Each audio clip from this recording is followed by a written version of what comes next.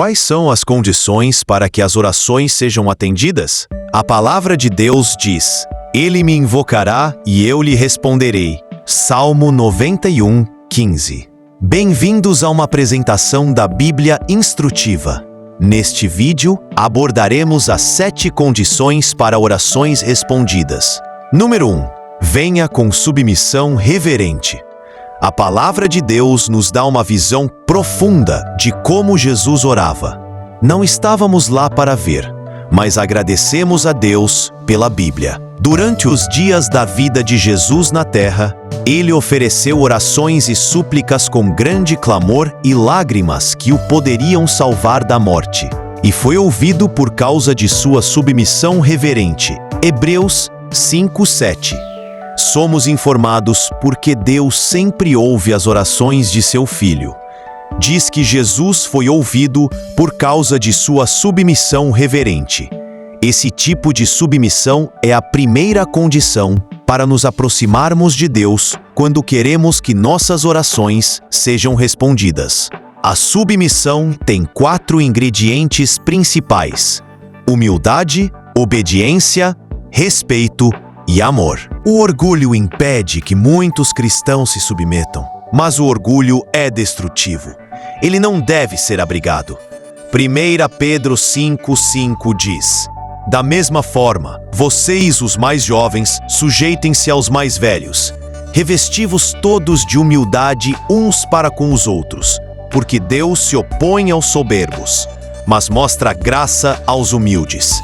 Também a conformidade e o respeito são requisitos fundamentais na submissão. Lembre-se de que Deus deseja o seu amor. Aprenda a cobri-lo com o seu amor. Dessa forma, você fortalecerá seu relacionamento. Como demonstramos essa submissão reverente? Hebreus 5:7 refere-se ao momento em que Jesus orou no jardim do Getsemane. E esta é a descrição do que aconteceu naquele momento. E indo um pouco mais adiante deles, prostrou-se com o rosto em terra e orou, dizendo: Meu Pai, se for possível, passe de mim este cálice. Todavia, não seja como eu quero, mas como tu queres. Ele foi novamente pela segunda vez e orou, dizendo: Meu Pai, se isto não pode passar sem que eu o beba, seja feito a tua vontade. Mateus 26, versículos 39 e 42. Uma submissão reverente, portanto, consiste em dizer ao Pai: Não como eu quero, mas como tu queres, seja feita a tua vontade. Consiste em renunciar à nossa própria vontade e aceitar a vontade de Deus. Jesus nos deu uma oração para usar como padrão. É claro que é o que chamamos de oração do Senhor. Em parte desta oração, ele incluiu este mesmo princípio. Ele nos ensinou a orar: Venha o teu reino, seja feito a tua vontade, assim na terra como no céu. Quando você se aproxima de Deus, precisa dizer: Seja feita a sua vontade. Essas palavras simples significam que você está dizendo: se minha vontade não estiver alinhada com a sua, então eu deixo de lado a minha vontade ou abandono a minha vontade para que a sua seja feita. Você está basicamente dizendo que quando nossas boas regras entram em conflito, deixe as suas seguir seu curso. A oração é uma das maiores oportunidades, um dos maiores privilégios e um dos maiores ministérios disponíveis a todos os cristãos. Eu não li que Jesus realmente ensinou seus discípulos a pregar, mas ele os ensinou a orar. Número 2. Tenha fé. O livro de Hebreus nos informa o segundo requisito para nos aproximarmos de Deus. Sem fé é impossível agradar a Deus, porque quem dele se aproxima precisa crer que ele existe e que ele recompensa aqueles que o procuram. Hebreus 11:6. A fé é uma condição básica para ser aceito na presença de Deus. Qualquer indivíduo que se aproxima de Deus é convidado a crer. Somos obrigados a acreditar em duas coisas específicas. Primeiro, precisamos acreditar que Deus existe. Segundo, precisamos acreditar que Ele recompensa aqueles que o procuram sinceramente. A maioria das pessoas não tem dificuldade em acreditar que Deus existe. No entanto, isso não é suficiente para atender à condição da fé. Precisamos acreditar que Ele recompensa aqueles que o buscam sinceramente. Você acredita nisso? Você pode dizer, bem, eu tento, mas talvez eu não esteja buscando muito bem. Eu não entendo muito de teologia. Tenho boas notícias para você. Uma fé desse tipo não se preocupa principalmente com doutrina ou teologia, mas sim com relacionamento. Ela envolve confiança em Deus como pessoa. É confiança em seu caráter, em sua confiabilidade. Na verdade, afaste-se do pensamento de teologia quando se aproximar de Deus com fé. E Abraão creu no Senhor, e o Senhor o considerou justo por causa da sua fé. Gênesis 15:6. A fé é tão grande que a fé de Abraão foi considerada como sua justiça. A palavra também nos permite saber que a fé mostra a realidade daquilo que esperamos. É uma prova das coisas que não podemos ver. Por meio de sua fé, o povo antigamente conquistou boa confiança. Pela fé, entendemos que todo o universo foi formado pela palavra de Deus, que o que agora vemos não veio de qualquer coisa que possa ser vista. Hebreus 11, versículos 1 a 3. Número 3. Aproxime-se de Deus com ousadia. Outra condição para se aproximar de Deus e orar é vir diante de Deus com ousadia. Venha com confiança. Você precisa se aproximar de Deus com confiança. Duas escrituras do livro de Hebreus nos dizem por que devemos nos aproximar de Deus com confiança. O primeiro versículo nos diz: portanto, aproximemo-nos com confiança do trono da graça, para que recebamos misericórdia e encontremos graça para socorro em ocasião oportuna. Hebreus 4:16. Estamos orando a alguém que está num trono. Um trono indica um rei. Este não é meramente um rei, mas o rei de todos os reis, o Senhor de todos os senhores, o governante supremo do universo, aquele que disse: toda a autoridade me foi dada no céu e na terra, que é um trono de graça. Graça é uma das palavras-chave no Novo Testamento. Ela sempre representa algo que vai além de qualquer coisa que possamos ganhar ou alcançar por nossos próprios esforços. Por ser um trono de graça, não estamos limitados ao que merecemos ou ao que podemos alcançar ou ao que nossos próprios esforços podem ser realizados por nós. Outra bela escritura de Hebreus que nos encorajamos a vir com confiança. Portanto, irmãos, visto que temos confiança para entrar no lugar santo pelo sangue de Jesus, aproximemo-nos com um coração sincero e plena certeza de fé. Hebreus 10, versículos 19 e 22. Venham sem comentários. O lado positivo de vir a Deus com ousadia é vir com confiança. O outro lado é que olhamos sem comentários. Várias passagens das Escrituras falam sobre a necessidade de estar livre das publicações. Aqui está um dos salmos. Se eu contemplar a iniquidade no meu coração, o Senhor não me ouvirá. Salmo 66, 18. Contemplar a iniquidade no meu coração significa que estou consciente de algo que me condena. Toda vez que eu tento me aproximar de Deus com fé, Satanás me lembra daquela falha que não é certa, que não foi tratada.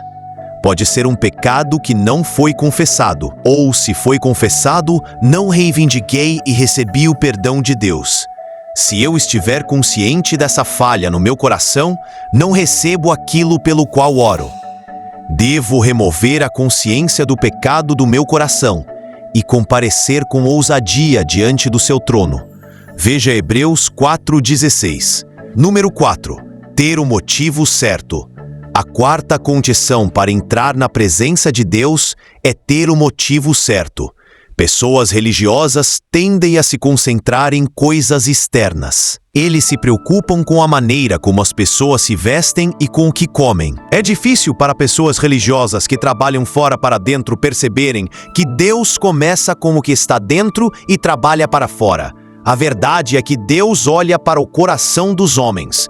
Veremos na Bíblia que quando Deus usou Samuel na casa de Jessé para ungir um de seus filhos para ser o futuro rei de Israel, todos eles eram externamente fortes, bonitos e honestos. Toda vez que Samuel via um desses filhos externamente belos, ele dizia a si mesmo: "Deve ser este." Mas toda vez que Samuel dizia isso, o Senhor o corrigia e dizia: "Não é esse." Então o Senhor lhe explicou a situação. Deus não vê como o homem vê, porque o homem vê a aparência exterior, mas o Senhor olha para o coração. 1 Samuel 16, versículo 7. Deus sonda os pensamentos e interessa o nosso coração. Deus olha para as nossas motivações. Deus não olha apenas para o que pedimos quando oramos, mas também se preocupa com o porquê de o desejarmos. O versículo seguinte explica isso. Pedis e não recebeis, porque pedis com motivos errados, para o gastardes em seus prazeres. Tiago 4, 2 e 3. Uma razão simples pela qual não temos as coisas que Deus deseja para nós é porque não pedimos. Mas se pedimos e não recebemos, pode ser porque você está orando com os motivos errados. Em particular, Tiago nos alerta sobre o motivo errado em orar ao nosso Pai, e é que o gastamos em nossos prazeres pessoais. Se nossas orações são egocêntricas, nossos motivos estão errados. Estamos simplesmente buscando obter algo para nosso próprio conforto e satisfação pessoal.